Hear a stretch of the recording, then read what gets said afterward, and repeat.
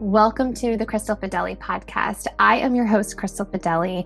I am a social researcher and policy analyst, speaker, consultant, and an award-winning nonprofit founder and executive director.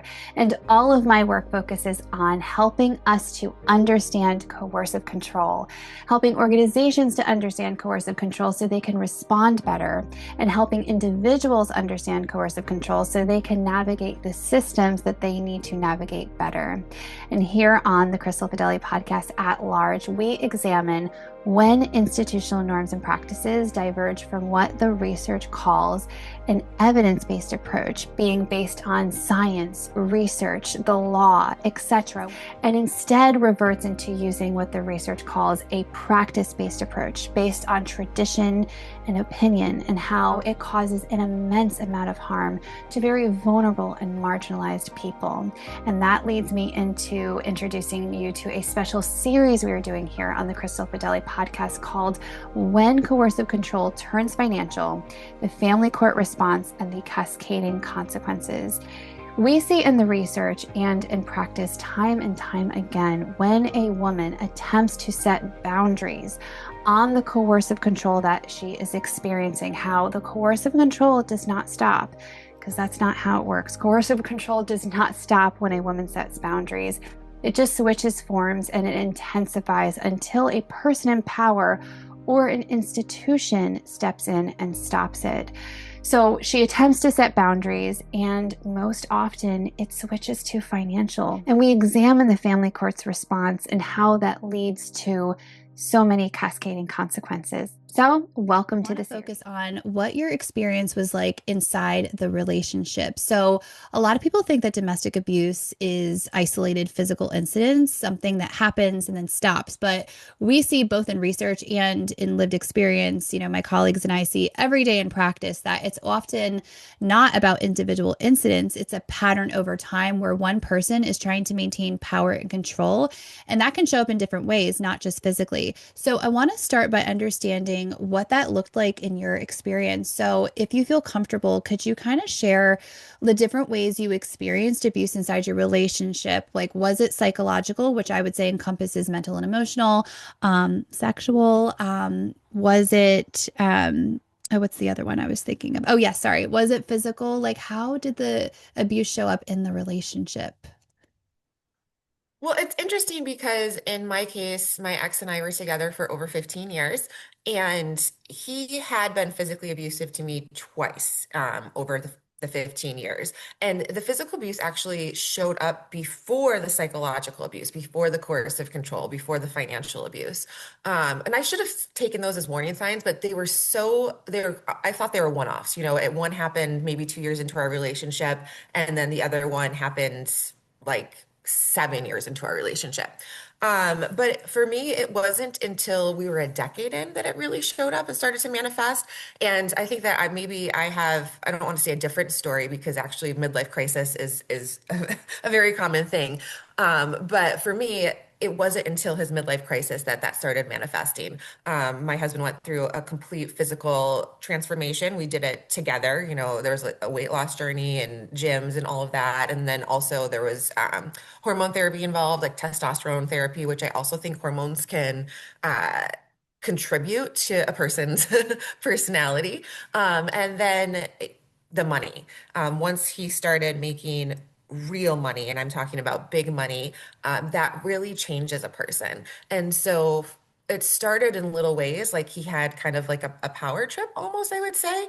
And actually, everyone else, what's very interesting is looking back, I didn't realize it at the time. I feel like it's like the frog in boiling water. Like you don't know it's getting hotter and hotter and hotter.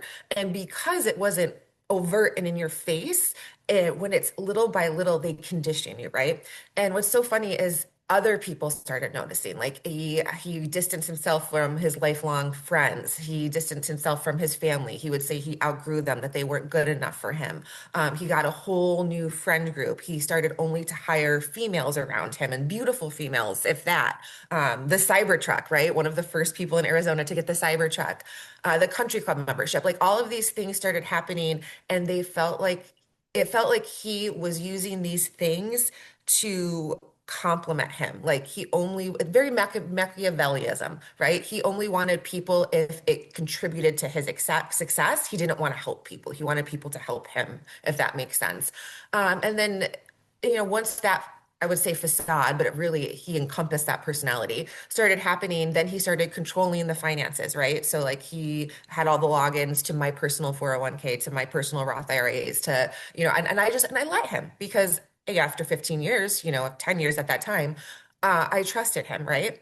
And then he started questioning, my Uber Eats or grocery bills or things like that. And then he started putting me down, and then he started questioning what I would wear. And then he started controlling me in little ways that at the time I didn't see, right? But looking back, I could see how the conditioning had started, right? And at the end of the relationship, I was such a fragment of the woman I had been because he had done a very, very good job of conditioning me to believe that if I questioned him, it was my fault and not his, if that makes sense. Yeah. It does So because now at this point now I'm a year of trauma therapy in. So now I can very clearly see the pattern. But when I left, I still didn't actually believe it was domestic abuse until I was deprogrammed and I looked back and I had all of the aha moments to say, oh my goodness, yeah, that is coercive control. Oh my goodness, yeah, that is financial abuse. Oh my goodness, yeah, that is psychological abuse. Like nobody should be told that they don't look good enough, that they're not pretty enough, that their outfits aren't good enough. But I didn't see that when I was in the moment. Yeah. yeah. So when you say physical abuse, was it physical abuse against objects or was it physical abuse against you, if you don't mind sharing, if it's too much Oh, it was probing? me. And I also want to say, Yeah. I think that this is where so many women excuse poor behavior because we also think it's our fault. Like we did something to deserve it, right? And so in both the times, and actually there's three times now that I'm thinking about it, and all of the times I had done something to solicit a reaction to him. Now, should the reaction have been push me up against a craps table in Vegas or push me up against our dresser Absolutely in our not. bedroom? No. But I really thought at the time it's my fault. Like I did Mm. this to provoke him, right? Um, and and the truth is we did fight, like I did and there's also the reactive abuse portion of it, right? Like so the times that he wasn't physical, I honestly think were worse than the physical. Like I actually often say, I wish right now he would still hit me or he would hit me instead of psychologically abusing me, instead of coercively controlling me, because at least people could see those bruises, right? Mhm. And we know in psychology, obviously, I'm a psychology professor, we know that non-physical harm hurts just as much as physical harm. Like, in fact, there's been studies with the fMRI scans, and the same pain part of your brain lights up whether the harm is physical or non-physical, I would right? say it But hurts because people more. can't see that scan, yeah, yeah, Yeah. because it lasts longer, right? The Yeah. bruise lasts longer. Um, yeah, so I guess it took a long time for me to forgive myself or for me to believe it wasn't my fault, I guess. Like I Yeah. always thought it was my fault until I started, the deep work of therapy. Yeah. Right. And so was he also physical with objects too? Like would he throw things or hit things or like punch a No, wall? no, Okay. actually that's not his MO. That was never it. And I mean, I think, we have a 10-year-old and or sorry, a 9-year-old and 11-year-old. And he's maybe spanked them like twice. He's never been like physical. That actually the times he was physical with me really shocked me because that's not really him. He's very narcissistic. He has the dark tetrad. If you know what the dark tetrad is, Hmm. it's sadism, psychopathy, narcissism, and Machiavellism. So they are like just dark personality traits. And he's very calculated. He's very manipulative. He's, 4 steps ahead of you. Like he thinks in the future, right? Yeah. He's not the now physical violence really actually that's uncharacteristic of him, to be honest with Mm. you. Yeah. So definitely you experience physical violence against you, not because some women think like, oh, it's just an object. It wasn't me, so it doesn't really count. And it's like, yes, it absolutely does count. That is physical violence. But so it was more against you. But I hear you on the whole, like it wasn't really him. It wasn't his, MO, but it still happened, the Mhm. physical violence. But domestic abuse is not a physical based incident based model. So let's talk about um So you talked about it manifesting psychologically, which I would say encompasses mentally and emotionally, whatever you want to say, mental abuse, emotional abuse, psychological abuse. So, do you feel comfortable just sharing like maybe one example of the psychological abuse, or do you not feel comfortable? Yeah, absolutely. I feel I'm totally fine with that. Yeah. I'm a huge fan of sharing our stories because I think that that's the only way we can create awareness. I believe I have a friend who once told me you have to name it to tame it. And I love that because we can't start the process of healing until we actually say it out loud. So I'm very comfortable sharing this. I'm very comfortable sharing this publicly. I write about it in my Substack articles. And actually, for me, the abuse got worse post separation. And what's interesting, and I want to say this to anyone who's in the thick of a domestic abusive relationship right now, domestically abusive relationship, you are not alone. And you are not alone if you want to stay right now. And I know that sounds crazy because everyone is going to look at those relationships and say, girl, leave, leave, leave, leave, right? When I found out my husband cheated on me, my husband had multiple infidelities, right? So when I found out he cheated on me, I actually begged him to stay because I knew that once Mm. I was out of the thick of his control within the relationship, it would get worse. I knew that then he would start using the kids against me. And that's exactly what happened. You know, once I actually left, and I, to be frank, he left, like, again, this is honestly one of the clearest signs that there is domestic abuse is that I wanted to stay because I knew it was going to get worse. I knew that Mm. my life outside of that relationship would look far more controlling than it would inside of the relationship because at least inside of the relationship, I was able to control my kids, right? And so once I left, he started using the kids against me. And I think that's one of the darkest things a father could do, a person can do, a parent can do, is use the kids as leverage for power over somebody else. And that is the main way that he now abuses me. Everything Yeah. is tied to seeing our children, right? Yeah. And so now we are in a system where I call it institutionalized abuse, right? That's what the Mhm. term is. He can now use the legal system against me, right? So now there's court orders in place that he can use anytime he wants control over me. Yeah. That's what he uses to control me now. So So we're the course of so control. so we're Go gonna ahead. get into that in the third phase. I'm kind of taking us through a progression here. So Okay. I promise you.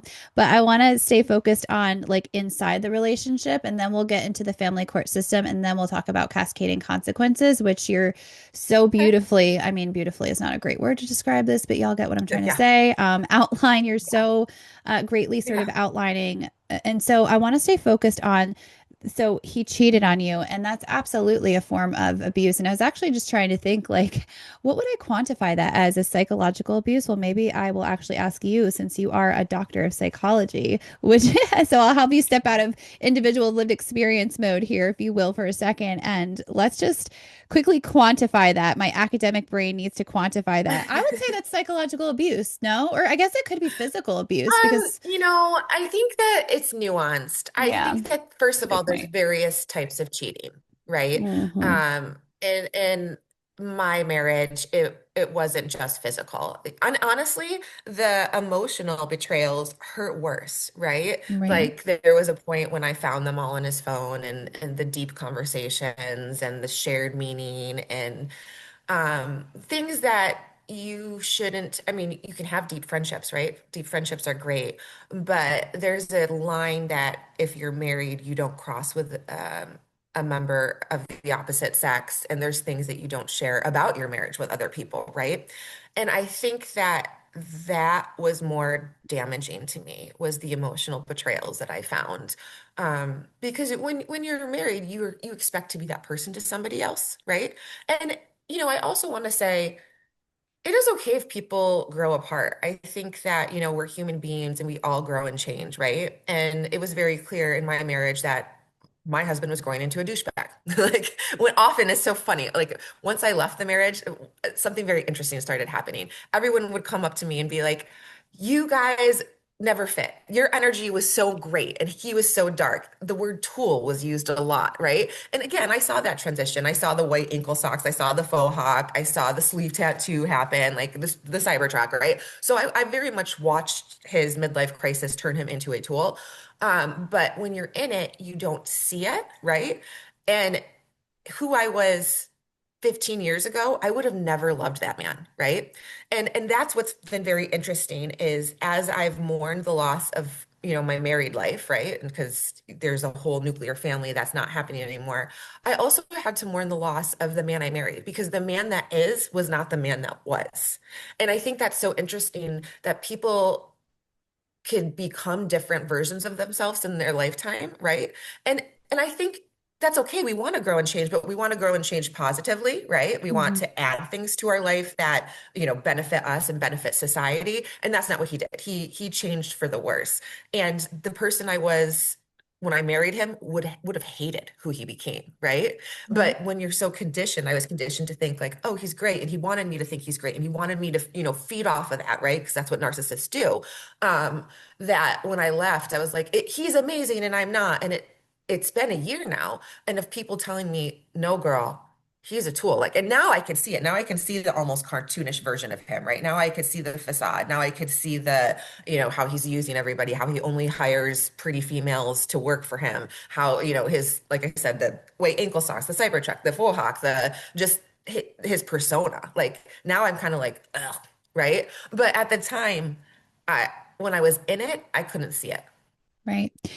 So yeah, it's okay. So you were saying how he cheated on you and you begged him to Sorry, I took a dive there. yeah, well, it's normal to go on bird walks because I mean, that's what coercive control does. It makes you very hyper vigilant. And so you're talking about something that makes you very hyper vigilant, right? And so it's normal. So don't feel any shame over that. But anyway, so I want to go back to this. So he cheated on you, and then you begged him to stay. I thought that that was really interesting because one of the, things I talk about, of course, my, specialization is when the domestic abuse becomes financial. Of course, that's the whole title of the series. But that's why a lot of women stay is or go back because of the financial stuff. But you made a really interesting point that you just knew in your knower, right? That I call it your knower. This intuition, you knew what was to come. And it's interesting because, and I don't want to get in my personal story because I want to keep the focus on you.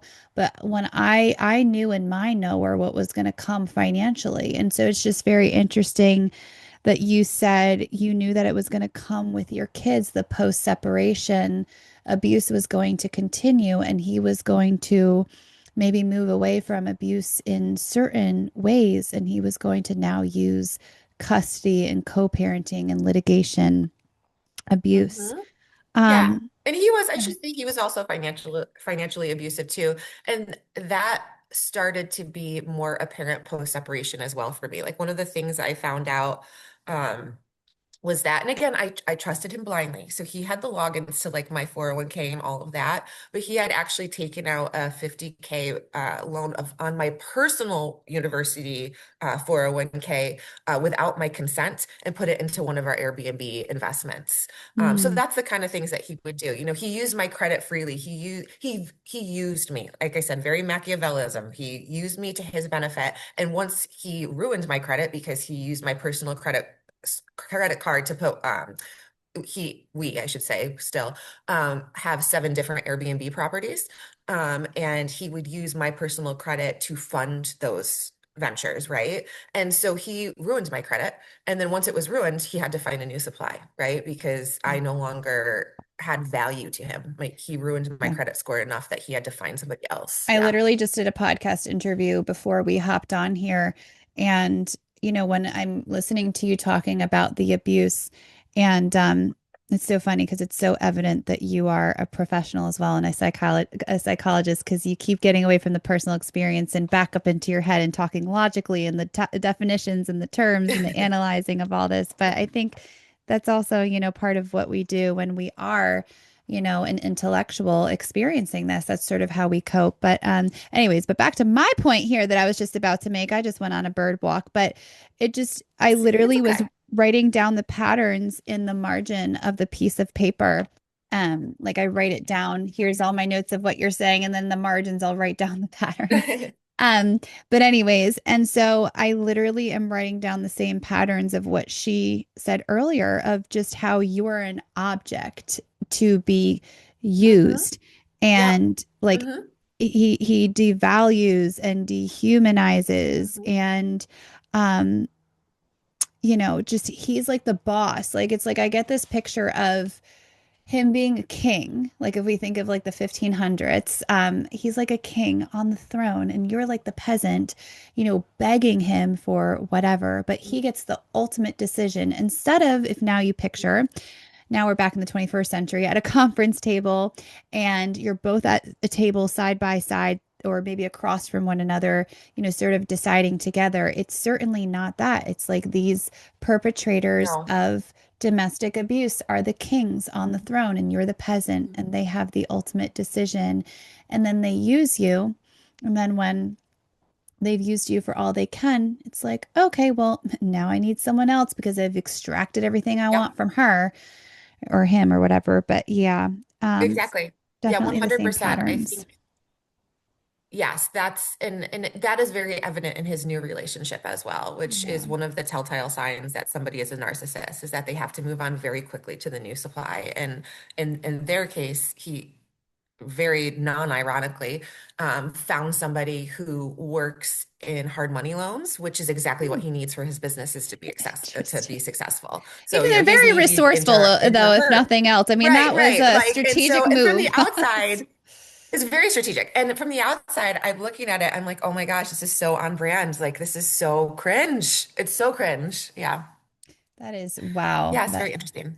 and regardless, and I don't get into the whole like, diagnoses and all of that, but regardless, it's abusive and harmful behavior, But okay, so we've talked Well, about especially, and oh, go that's ahead. another thing. Sorry, go ahead. No, go ahead. We're gonna move into the final subsection before we get into the next section, but what did you Okay. want to say before we move on? I said that that can be another form of abuse. When Mm. somebody moves into a new relationship, they can use that person against you as well. So that actually is Hmm. another form of coercive control, Yeah. especially when you're still legally married. Yeah.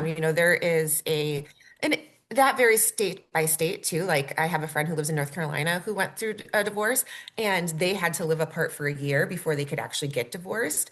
And I think that's a very Yeah. interesting law that's in place there that obviously we don't have in I hear Arizona. about that one a But lot. I think that there's a reason. Yeah, I think that there's a reason that you have that year, right? Because emotions are high, right? Divorce is emotionally charged. So you need to calm down. You need to like reflect, especially if there is children involved. And if someone moves on rapidly and quickly, that says a lot about them.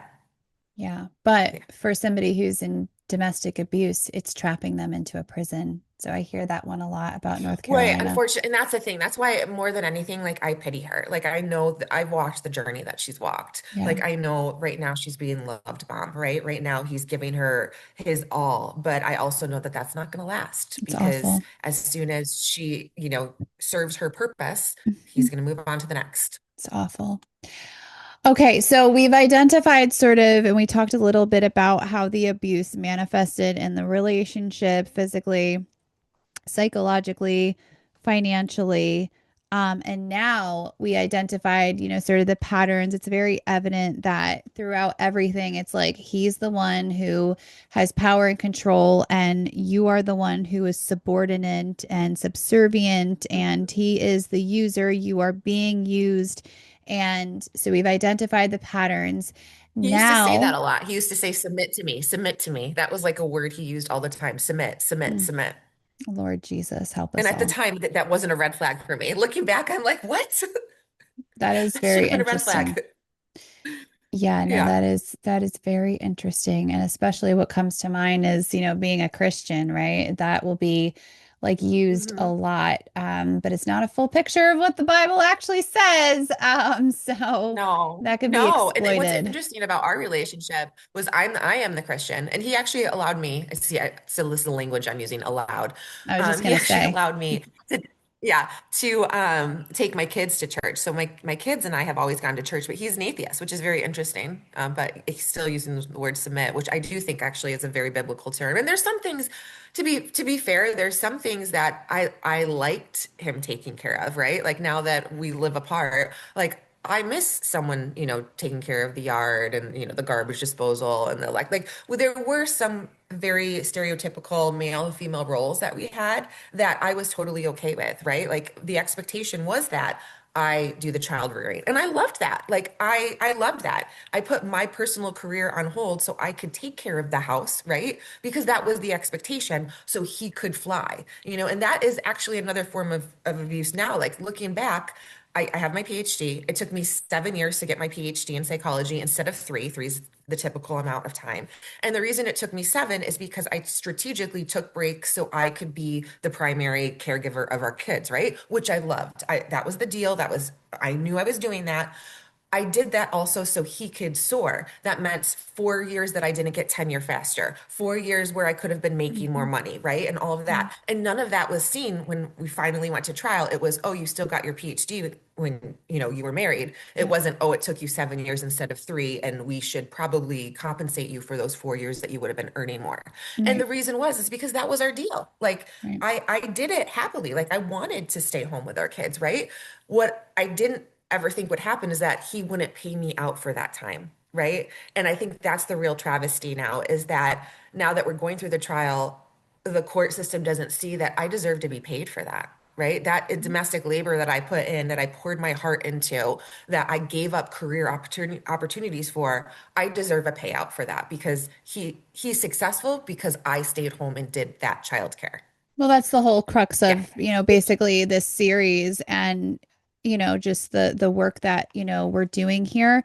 But it's interesting. I just wanted to say that, interestingly enough, you said he was an atheist. That's actually another, that's that's a pattern that I see. A lot of these uh, perpetrators of coercive control are reporting that they're atheists, or at least the people I interview are reporting that they're atheists. So it's just an interesting pattern just to observe. But Well, I think no, I don't think it's a pattern. Actually, I would like to stop there and elaborate on that because I work for a Christian university. I am a Christian, and I don't think that you have to be a Christian to have morals and integrity and ethics. But I do believe if you don't have some kind of moral compass, then you could probably excuse your behavior more openly. And I do think that's the case with my mm, abuser, right? He doesn't have a North Star that guides him, right? That's why it was so important that even though he's an atheist, that I raised my kids with that they have the Ten Commandments to look to. They have some kind of North Star, right? They have a rule book for morals and ethics and values and integrity, right? And I teach that to my students too, not just to my children, but to the students that I teach, at the university I work for. I think that you should always be driven by something bigger than you, yeah, right? it But if you wasn't don't sort of like have a that, moral then you're the bigger compass. It person. was more of just a pattern Right, that I was right. observing, no story attached to it. But so Oh, well, yeah. So just as a researcher, you notice like if you see something over and over again, right? Okay, so we I think that would be actually a identified, fascinating research study. yeah, I mean, that's, kind of, yeah, it's lots of things I noticed in this work because I'm a Yeah, pattern identifying machine. But okay, so we identified yeah. what the abuse looked like. We Interesting. identified a lot of the patterns. And then, okay, before we close out the section and move into the next one, so here's where I want to identify like how when you started setting boundaries or the ultimate boundary of like ending the relationship. So did you kind of start setting like gradual boundaries to stop the abuse from happening or to attempt, or was it just like I'm done, a quick cutoff of the relationship? That is such a good question because once I started naming it, naming the infidelities, naming the betrayals, naming, the power trips, that's when everything started to derail, right? Yeah. That's such a good question. Because that was the beginning of the end, was once I started Yeah. naming the inappropriate relationships and the harm he was causing me, and I started speaking up about it, and sometimes very, very reactively. And that worked against me. We talk about reactive abuse in psychology, where somebody has a boundary and then somebody keeps violating it. And then the person who set the boundary explodes because, they set the boundary for their emotional safety, right? So their nervous system is now like, "Ah," right? And so that could be a big reaction. And for me, I'm a Leo. I have a huge personality. So when I react blah, or like word vomit in your face, ah.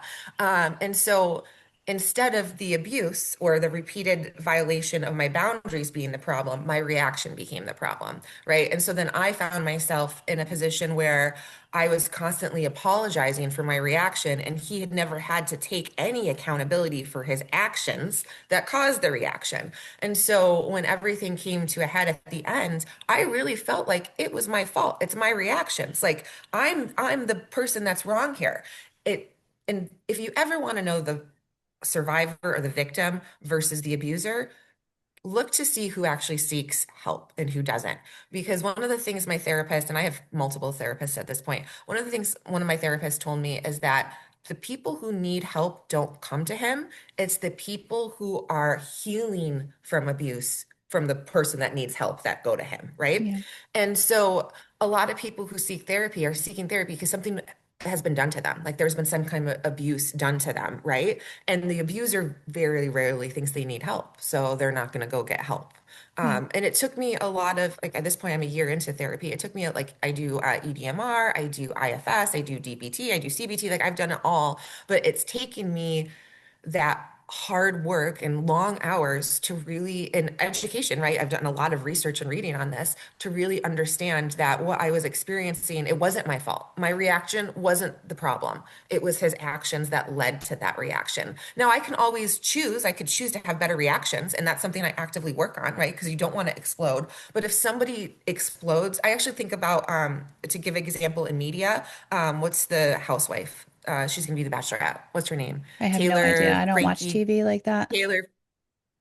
What's I don't watch either, but she's been in the news a lot for this. She just I'm went not through a sure. trial with her ex, I Taylor really something. don't know. Taylor. She's the Bachelorette. Anyway, But I she was want to just in focus the. on Oh, sorry. you and your so you started to set boundaries. Can you give like an example of like one boundary you set with him to try to stop like an attempt to stop the abuse and the harm that he was causing you? Yeah, I mean, tons. I mean, right now, gosh, I'm still trying to set boundaries. Oh, one of the biggest boundaries right now No, is not right now in the oh, relationship, because we're going to get to the post separation in the third okay. part of this interview, because that's the cascading consequences. But I want to like just, is there one you can think of like before you entered the family court that you tried to set to stop the harm that was being caused to you? Yeah, the biggest one was when I suspected he was cheating on me. I set the boundary. It was with a coworker, and she's female. And I set the boundary like, hey, I don't want you to see each other outside of work. Because at the Hmm. time, he wanted to like go to a concert with her or something. And I was like, this Yeah. is wildly inappropriate. She has a husband, you have a wife. You guys shouldn't be going to concerts together. Like this. And also, I should say that this was his employee. So I'm like, there's also a power dynamic that like, does she want to go with you? Or Well, is it works for because, him, right? With the way he like power and right, control, but yeah. right. Like, or is it because you're her boss? Like, there was a Yeah. weird power dynamic there Yeah. too. And when I set the boundary, like, hey, I don't want you to be this close with not just her, but he had several relationships like this with his subordinates, with the girls that you work with. Uh, it became all my problem. Like that, he couldn't adhere to that boundary. That would not be something he would even entertain. Like, Yeah. yeah. Did And you he needed ever them. Yeah. Did you ever share like, hey, I'm going to start doing this or I'm going to stop doing this? Like just putting a boundary on yourself in order to try to stop the harm that was happening to you? Or was it more you just asked him to kind of stop doing things No, or? I just asked him to stop doing that because that I would Okay. say that was the biggest way. That was the most psychologically abusive gaslighting Yeah. that he put me through was me thinking that, it's cheating and betrayal for him to have these inappropriate relationships. And then he would blatantly have them in my face and all over social media. And it became, I was the problem for calling him out, not his bad behavior. Right. I would say that would be the biggest one, and that's something that came with the midlife crisis is that he had a body he wanted to show off. He had money, he had things he wanted people to see him. He needed to be seen, and that was never something that I needed. I just wanted to be a wife and a mom. That's Yeah. horrible because you're a beautiful woman. He had a beautiful woman at home. Um, so anyways, so okay, so so he was obviously engaging in inappropriate relationships and just relationships that you didn't feel comfortable with. I mean, I wouldn't have either. And so you were like, you shared, hey, that doesn't like feel good to me. Like, can you please not do that? And instead of him being like, okay, you know what, that doesn't make you feel good. Okay, then I won't do it. Or he just made you the issue instead of, Mhm. you know, how you So felt much so about that it. I went to go get on an SSRI. Like I mean, he really put me through the ringer. Like I really was like, it's my fault. My reactions are the problem. You know, I went to go see a therapist and I was like, it's me, it's me, it's me. And my therapist at the time was like, honey, I don't think it's you. What's an You know, SSRI? like Lexapro, like my happy pill that I took for a while. Oh, like Yeah. a medication for Yeah, yeah, yeah, depression. yeah, yeah. Mm. Yep. Yeah, Yep. And that was the thing. It was anything but fixing his behavior. It's, right. hey, go get on medicine. Hey, you go to therapy. You do like anything. I needed to be the problem, so he could never be the problem. He never Yeah. wanted to correct his crappy behavior. Oh, hey, that's another pattern from all my Mhm. interviews, right? It seems Yeah. like Hmm. the individuals with experience, they were always the issue. Like they were never the issue, these perpetrators of abuse, it's just No, never. interesting. All right, so Never. now okay, so then eventually the relationship ended. Did you end it or did he end it? So you know my story personally. So I had a full and complete hysterectomy, in the fall of 2024 now, I'm right? sorry, Yeah. yeah. And it was caused by HPV, Hmm. which miraculously, in my 15 years of being married, it wasn't an issue until the I last bet year. that was your fault too, though, right? Oh yeah, Yeah. yeah. And you know what? And I can't, and the Ugh. truth is, and I'm going to tread lightly here because I cannot prove it, right? Like Right, I right, have no proof because right. HPV can lie dormant.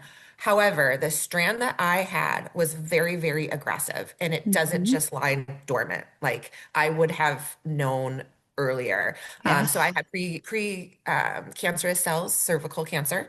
And so when I went just for a routine pap smear, I had these cancer cells and they said, hey, we're going to have to do a full complete hysterectomy, which put me into early onset menopause, 10 years earlier than normal. But when I was recovering from my hysterectomy, my gynecologist was like, look, if you haven't had any other sexual partners, you really have to look at your husband right now.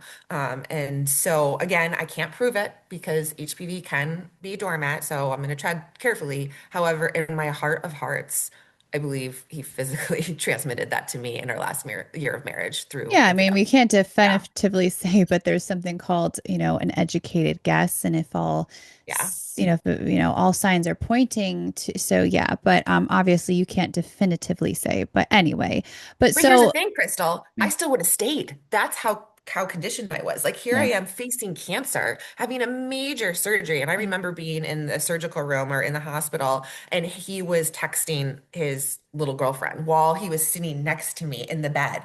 And I still would have stayed because I was that conditioned to think like I'm worthless. I'm going to be better for him. I'm going to do what he wants. Like I really thought like I just have to be what he needs Yeah. because he had conditioned me to do that. Yeah, I mean, you're really highlighting why women stay and or like why. Go back, So, okay, so but who ended the relationship? Did you end the relationship ultimately, or did he?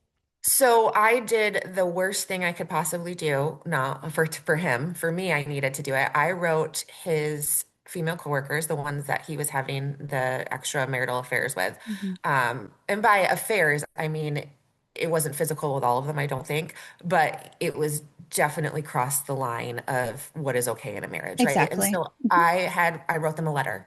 Okay. And I just basically said, here are my boundaries. Like, I don't understand this. Should I be part of this? Like, is it are you okay with this? So there's a very, very long letter. It was like 20 pages. It was like everything that it was like a Festivus of grievances, right? And it basically just outlined everything in their mom. So it was like mom to mom, woman to woman. Like, are you okay with this behavior because it's your boss? Like, do you need to get out? Is there a safe word we need? Or are you okay like abusing me like this too? Because, you guys are all in marriages and I don't find this appropriate. And so I just put it all out there in a letter, sent it to his coworkers, Hmm. and when they got it, that was it. Like he came back like the next day and was like, I want a divorce. And I think it's because I called out his bad behavior. And that is the worst thing you could do with a narcissist is call out their bad behavior to other people, especially when he needs to be seen as big to them, right? And so that was that was the end. Yeah. So then he came back, and I Okay. was in the middle of the hysterectomy recovery, and he came back and said, I want a divorce. And then, yeah, that was it. Okay. So he ended the relationship, but it's because you were pushing back on the harmful, abusive Yes. behaviors and you 100%. weren't just taking 100%. it, you were starting to stand up to it. And so 100%. that's the pattern that I'm noticing throughout all the interviews. And it's well documented. And well, actually, I don't know if this is actually documented in the research, but this is what I am finding through my work is that abusive behavior, see the patterns, the target rather of Person. Yeah. domestic abuse either stands up to the perpetrator or, ends the relationship, does something to try to stop the abusive pattern of abuse and harm. Okay, now the relationship has ended, it has broken down. Now entry into the family court system. Um, who initiated the family court process? Was it you or was it him who filed? He said he filed, but he actually didn't. So it was Right. a lie. So So who he like, filed first? Did I you filed file? first. Okay, you Yeah. filed for Yeah. divorce. Okay. Now let Yeah. me ask you this. Were you working at this time? Yes. Okay. Were you the lower income earner? Yes, by a lot. Yeah. By a lot, a lot. Okay. Now, He makes 10 times what I make. yeah, were you cut off financially from his portion of the well, I Yes. don't want to say his portion, but from the income that he brought into because marriage is an economic partnership. It was all your income, you and him, Yep. but he cut Yep. you off. Yes, he drained all of the accounts and took them. Yeah, Mhm. within Yep. before he fake filed, which was Yep. very interesting. It was very planned, Yep. very strategic, very, very, very manipulative, very, Yep. very That's what strategic. they do. That's the pattern. That's what I'm noticing. Now, let me ask you this. Did you have enough for you and your children's even most basic necessities or no? No, no, no, no, no, not with having to pay the lawyer. Um, no, But you no. I were mean, able to hire an attorney because you had a minimal income. yes, Okay. yes. And I had a credit card. I had a credit card that had like a 20K availability on it, Oh, okay. which all went to the lawyer. Yeah. I actually ended up taking out another 401k loan to pay my lawyer. Hmm. I think that if I didn't have the lawyer fees, I could have made it work. I mean, I don't think, I know I could have made it work. But the constant litigation, I mean, I Yep. was $80,000. I am $80,000 into the lawyer. Which is 80% of my salary, right?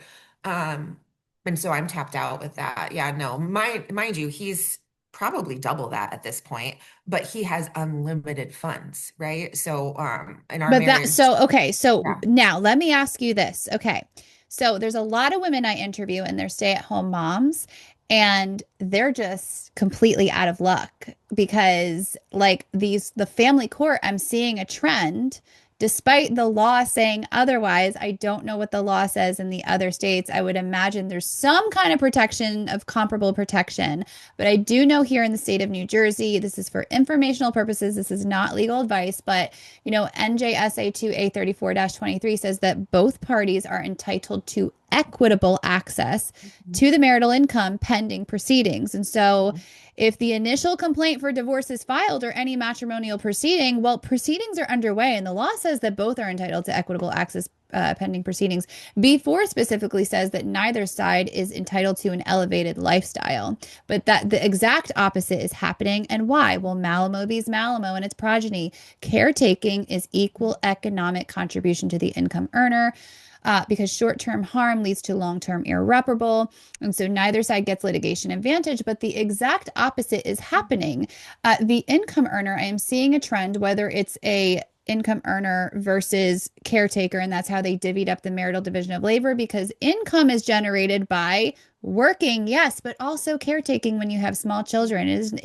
Working is not equal to income earning when you have small children. Working plus caretaking equals income earning, or you have a lower income earner, which is you in this case, right? Which you have no, low income like salary. I mean, that's a pretty good salary, but you still found yourself in a terrible situation. And so I think this is a very interesting interview. And I'm just thinking of it now. I'm actually particularly appreciative of this interview because it's showing that whether you are well, we're going to show in a second here, in the next 15 minutes before I have to pick up my little guy. But, whether you're a stay-at-home mom with zero independent income, outside of the other party in the case, right?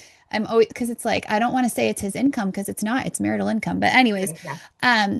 or if you have not even just a lower salary, but a higher, even though lower salary than the other spouse, you can still find yourself in a very, very precarious situation with how the institution of the family court is addressing these issues here. So, okay, so he drained the accounts. He took his portion of the marital income that he was, again, it's like, yeah, he was bringing it in by his working, but also your caretaking was enabling it. So it's not just his. I put a lot of work in. I mean, Exactly. A lot of work Yes. at home. Caretaking is equal economic contribution.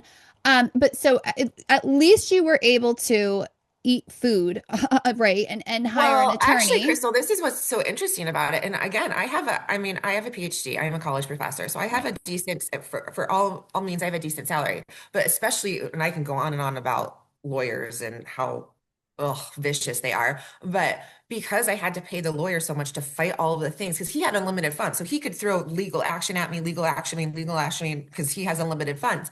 I just had what I had, right? And so say what you want to say, because I want to point something out. Okay. You actually brought me back on track. I want to say that there was months where I actually took my kids to the library for free food, because even though I had this salary, I still had to go across the street to the library to eat. I made them do all the library prizes so we could have dinner. Like, there was 2 months where my internet was shut off. So you could avoid litigation.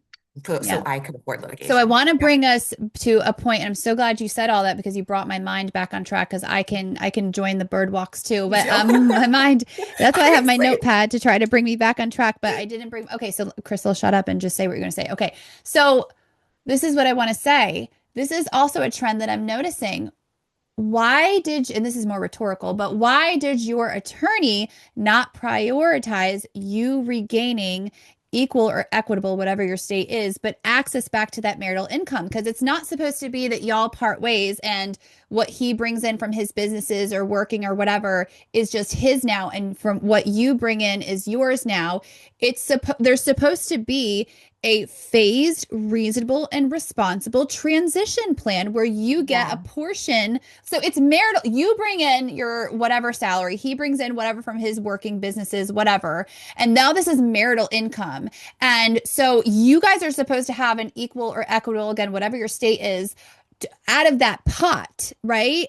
So you can have parity and meet your needs of food and whatever as it arises. And so you can afford to move this case forward and afford litigation. But it's like, I'm so blown away that these attorneys, like, okay, so he did filing after filing. Okay, great. So why was your attorney not also doing a filing of saying, hey, she needs access back to this marital income in order for us to keep this case going? Why were they not prioritizing that? And I know you don't know because you're not, the attorney I here. can tell you, because they want as much money as possible, right? Like, they charge $400 an hour. But also, I would say that in my case, and this happens a lot with high-powered men in particular, he wasn't a W-2 salary, right? He has his own business and multiple businesses. We own 7 Airbnbs. He owned a flipping company. He's the real estate agent with many people underneath him. So many S corps, many LLCs. I think there was 24 LLCs when we went through the filings.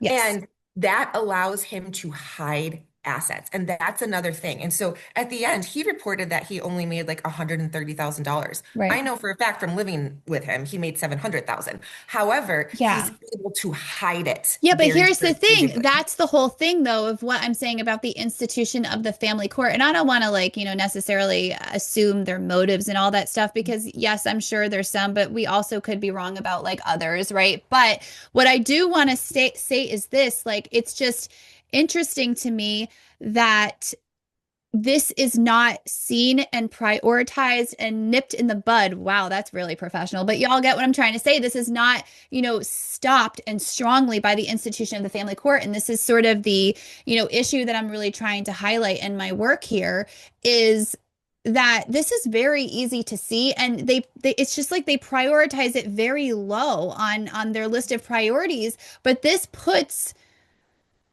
caretakers, lower earners at such a severe litigation disadvantage, and it makes the process, the playing field, not neutral. It skews Yeah. it Oh yeah. completely in the 100%. coercive controller, income earners favor, and it Mhm. harms women and children. And that is what I am trying to highlight through my social research and policy analysis, and then obviously as an entrepreneur through the for-profit and nonprofit, filling the gap to get boots on the ground to help these poor sort of targets of the coercive control of the domestic abuse, rather, like now, while also, yes, the system does need to change, and then I can put myself out of work and see another gap as an entrepreneur and then go fill that. But anyways, but that's just kind of what I want to highlight. And then I want to kind of move into, in the last literal 10 minutes before I have to pick up my little guy here of this interview, is what I think you were really getting at, because it's what you're living right now, is the cascading consequences. And so obviously, I mean, oh gosh, sometimes I'm doing interviews, I just feel like crying, because it's just so sad. I'm like feeling my throat kind of well up or whatever, but just like the financial cascading consequences, um, the custody and co-parenting Yeah. consequences, because I know your story. Um, yeah, I mean, this is your story. So do you want to share what's going on with the, Yeah, you so know? now the thing that he uses over me is the kids, and very specifically his new girlfriend. Um, and it's terrible. I mean, he has the money, so he can do whatever he wants. And he's using the kids over me as like a as that's his main form of coercive control right now. And also his girlfriend, who has slashed my tires when I've gone to my son's little league game, who is technically, we're not supposed to be around each other. That we've had some from boundaries and reactions, right? But he, even though we're not supposed to be next to each other, she comes to my kids' events and she sits right behind me. He brings her, like I've asked repeatedly, like, hey, we're not supposed to be around each other. I deserve a safe space to support my children. He calls her their mom now. So it's, just she's just another way of abusing me. Like I really believe that they are almost trauma bonded together by their hatred towards me, Can I right? share? And you can totally say no, but can I share from my perspective what has happened with the custody and co-parenting, or do you Yeah, not? sure, sure. Yeah, Okay, because absolutely. Yeah. I don't want to I'm an say open book. anything that Yeah, I'm puts totally open book. Yeah. you in a precarious position. But No, no, no, I'm basically, totally fine. what happened is that maybe I should actually ask questions. I should do it that way because I don't want to say something Okay. you don't want me to say. No, it's okay. Um, I'm totally fine. Are we talking about my suicide attempt? I was going to mention that. Okay. Can I So mention it? I'm totally fine saying that. So when I guess I was alluding to that when I first found out about his infidelities and I was in full menopause and he was leaving and telling me that it was my fault, that I was worthless, that he hoped I should die, like in my face, screaming at me, like I'm hoping you disappear. I decided in that moment, a very, very weak moment, to try to take my own life. Yeah. And I when that happened, I called one of my best friends. They came. Was like, what am I doing? This is crazy. And so they came and they took me, and then I went into a behavioral health facility for 3 days. And then I did a 12-week outpatient program. And while I was in the behavioral health facility, my husband filed for full temporary custody of my two children. And that was status quo the entire time. Even though we went back to 50-50 custody as he needed, he would, whenever he needed a babysitter, basically, he would use me until he had the new girlfriend to be the babysitter, right? So unfortunately, that was the status quo. And that's another travesty with the family court system is you are held to your weakest moments. And granted, there was some hormones things because obviously I was in full menopause recovering from the hysterectomy as well. But I was also in my weakest part of his abuse. Like I really believed everything that he said. He told me I was worthless and I felt worthless. Like I believed the conditioning, right? And to be fair, seeking help was probably the best thing I did because it's the only way that I've been able to be unprogrammed from his abuse. Like I no longer believe I'm worthless, even though he tells me that every day. I don't believe that anymore.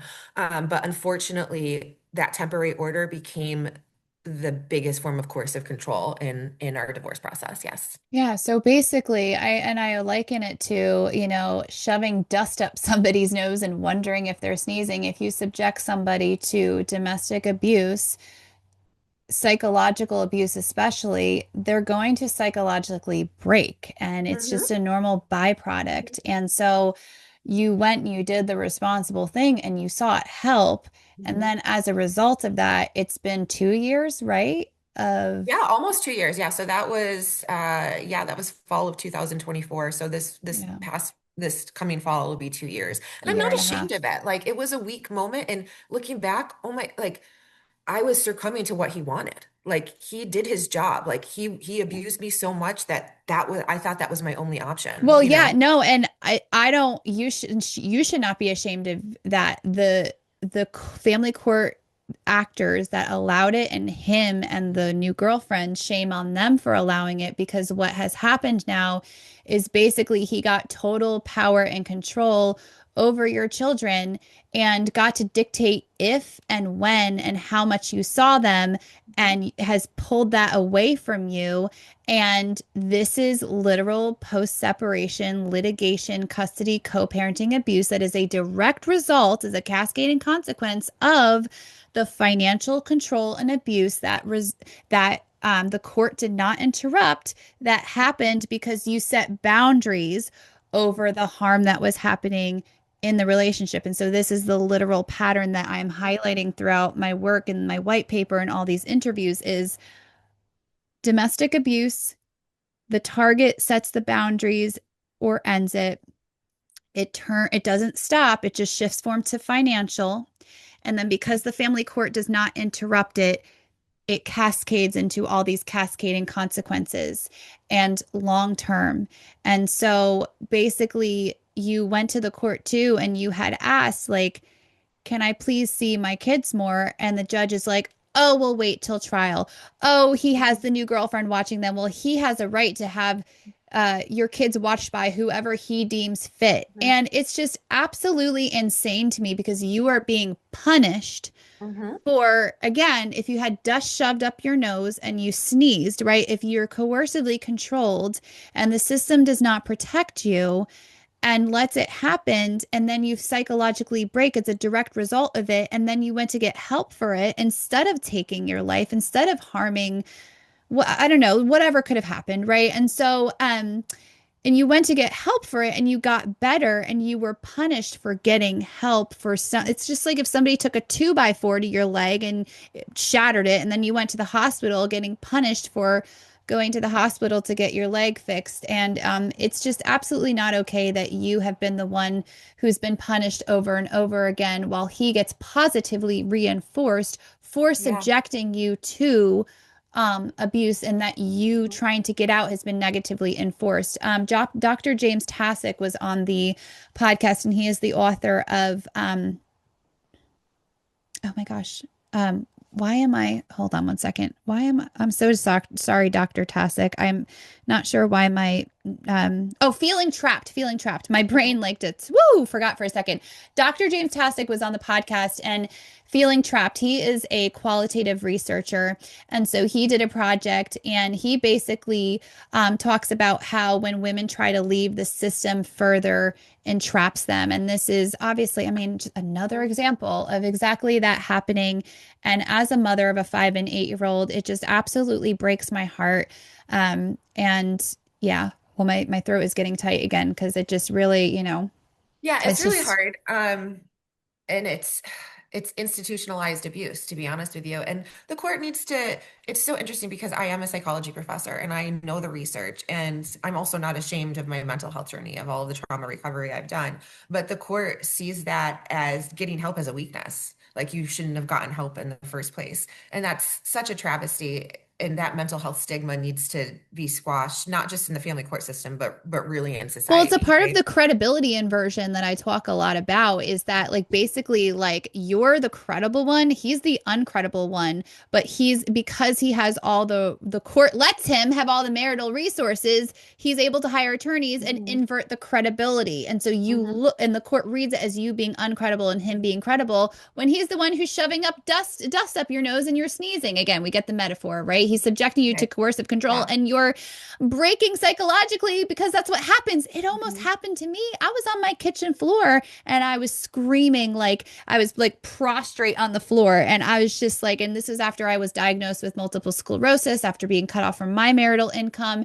And I was getting a rash all over my body like Job in the Bible. And I like after a few weeks, it cleared up. It was so itchy. After a few weeks, it cleared up and it would come right back again. I was exhausted. I was like malnourished or whatever. Like it was a serious diagnosis. And for an entire year, I wasn't able to get treatment for it because he cut me off from the marital income. And the court was like, oh, well, what he's giving you, it might not be enough, but it's something. Those words like burned into my brain forever that judge said to me. But yeah, well, I mean, I will do a podcast series on my case and not from Yeah. an emotional standpoint, but I'm going to lay out the really clean procedural history and I'm going to highlight different things that the Mhm. court said, the judge said, throughout. And so, well, anyways, and to really just bring a light onto, what these women are going through. And I know that I wasn't the only one that went through it. Obviously, other women have gone through it too. And that'll be another project in the future. But I was on my floor and I was just like, I will not curse God. Do you hear me? I was like, God, like, see, I need your help. Like, I was like, you're not going to take me out of this situation. I said, do me a favor that you're going to keep me and keep my children, and God did. And, whatever. But it's just awful what these, courts allow. It is foreseeable. And there's really no excuse. And so my hope is that, these interviews, as you can see, I'm very careful to not, necessarily assign motives and all the things because I mean, we're not doing anything but just sharing real raw facts of what happened, right? And so this is foreseeable. It all starts with not interrupting the financial control. And really the thesis of my white paper is that the solution is for courts to follow existing matrimonial law instead of in the temporary Yeah. stage saying, oh, I have discretion. Oh, we'll take care of it later. No, you literally set the entire trajectory of the case by doing that. It's an excuse. It's a way to put responsibility off of you.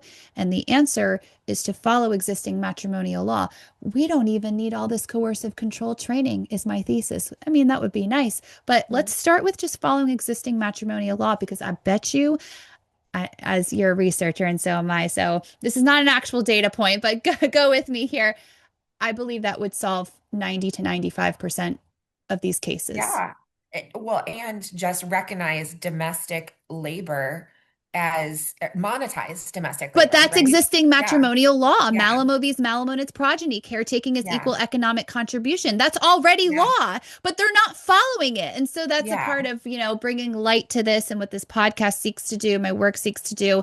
And then also really just getting boots on the ground now to help women know how to present. And so like basically what my work does is a lot of women go into court asking for help. The family court system, whether they're going to an attorney or they have to go pro se or whatever, they go into court asking for help. I help them to go in with a plan, right? And so we create our long-term, economic transition plan. We strategically and build the capacity to document prep.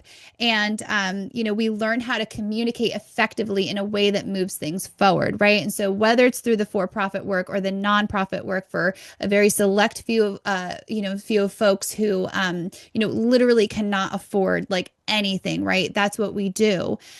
And so, and the goal is to really help women to know what to say, how to say it, to get what they need, or at the very least to preserve the record so we can take that and share it with the appropriate figures, whether it be the Judicial Oversight Committee, whether it be, sort of the assigning judges, the entity within the family court that is responsible for ensuring, that the practices are fair and stuff, because there is an entity within the family court to share with what's the other? Oh, the legislators, of course, but we always want to go to them last, right? Because then we make it into a whole political thing. And that's not what I'm trying to do. But no offense, legislators, I love y'all, but you know what I mean. It can get pretty rowdy in the legislative world. But no, and to preserve the record. And then over time, yes, when we have enough data, then we will, from a very evidence-based standpoint, we will go and demand more accountability measures. Yes. Because judicial discretion has to operate within the bounds of the law. And what I am seeing is that discretion is going outside the bounds of the law. And these are the consequences, Yeah. what you shared today. And this is going to keep happening until judges follow the law. Their discretion is not supposed to be a blank check to just not follow the law. It's supposed to be to help where the law might cause harm. It's not supposed to do what they want to cause, and then it causes harm. And so the effect that's happening is directly in contradiction with what the intention of judicial discretion was. So anyways, I'm getting off too much on the policy argument. I do have to round up here. But I am so grateful that you came on and that you shared, you really just highlighted, again, another story here of, what happens when the court does not interrupt financial control and does not implement existing matrimonial law. Yeah. And the result is a mother alienated from her children. Right. And the real travesty is that the children suffer because you can't replace the mother no matter how hard you try. Yeah, no, you just can't. Yeah. So I'm so sorry, for your experience. And obviously I pray Jehovah Mishpat, the God of justice and justice in your case, and supernaturally, right, that God will have vengeance on your enemies. And I prophesy that in Jesus' name. And I just pray that God will restore. I prophesy restoration. And the good thing about God's restoration, that God doesn't restore what you lost. God restores greater than if you had lost it in the first place. And so I just prophesy that over your life and over your case and everybody else who's listening. That's our only hope. Our only hope is the Lord. And boy, is the Lord a good hope to have in. At least that's my experience. Thank you for joining us for another episode inside of our series called When Coercive Control Turns Financial, the Family Court Response, and the Cascading Consequences. If you are an organization or an event and you are looking for organizational consulting, speaking, or training so you can understand coercive control better, so you can respond better, I want to invite you to go ahead and visit me at crystalfideli.com. If you are an individual leaving coercive control and you would like support navigating, I want to invite you to go ahead and also visit me at crystalfideli.com. And if you are interested in specifically supporting You Made a Way, it is the 501c3 nonprofit that I founded and I am the executive director of. If you are just as passionate as we are of making a way for women and children who are leaving coercive control when it turns financial, I want to invite you to go ahead and visit us at youmadeaway.org. And we hope to see you back here next time for another episode of When Coercive Control Turns Financial, the Family Court Response, and the Cascading Consequences. See you then.